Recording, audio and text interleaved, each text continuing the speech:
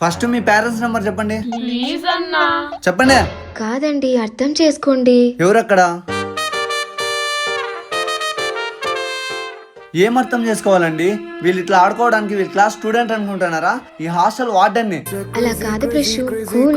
ఒకసారి అర్థం చేసుకోవచ్చు కదా. ఏం అర్థం చేసుకోవాలండి? ప్లీజ్. బాగా అర్థం చేసుకుంటున్నారు. పదా, నీతో కొంచెం మాట్లాడాలి. రా.